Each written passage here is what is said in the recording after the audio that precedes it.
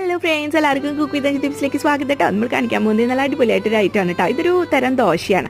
ഇത് പച്ചരി വെച്ചിട്ടാണ് ഉണ്ടാക്കുന്നത് കേട്ടോ. അപ്പോൾ പച്ചരി വെച്ചിട്ടുണ്ടാക്കും. പച്ചരി 2 പിടി വെള്ളത്തിൽ കുതിരാനിട്ട് 2-3 മണിക്കൂർ നേരം വെക്കാം.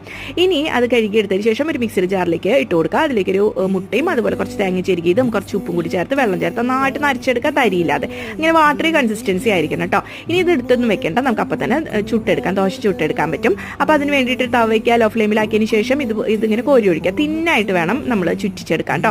അത് കഴിഞ്ഞിട്ട് ലോ ഫ്ലെയിമിൽ വെച്ചതിന് ശേഷം അടച്ച് വെച്ച് ഇതൊന്ന് വേവിച്ചെടുക്കുക. അപ്പോൾ ഇത് പെട്ടെന്ന് നന്നായി കിട്ടും. ഇനി എന്ത് ചെയ്യണം, ഇതിങ്ങനെ എടുക്കുക, ഇതേപോലെ മടക്കുക.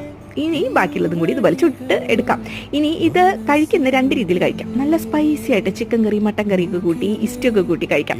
അതല്ലെങ്കിൽ നമുക്ക് തേങ്ങാപ്പാൽ, കുറച്ച് ഏലക്കായ ഇട്ട്, അതുപോലെ ശർക്കര പൊടിയൊക്കെ ചേർത്ത്, പിന്നെ പഴം നുറുക്കി ഇട്ടിട്ട് അതുപോലെ ഒഴിച്ചും കഴിക്കാം. സൂപ്പറാണ് കേട്ടോ, അടിപൊളിയാണ്. അതുപോലെ സ്പൈസി കറി കൂട്ടിയും കഴിക്കാം. നിങ്ങൾ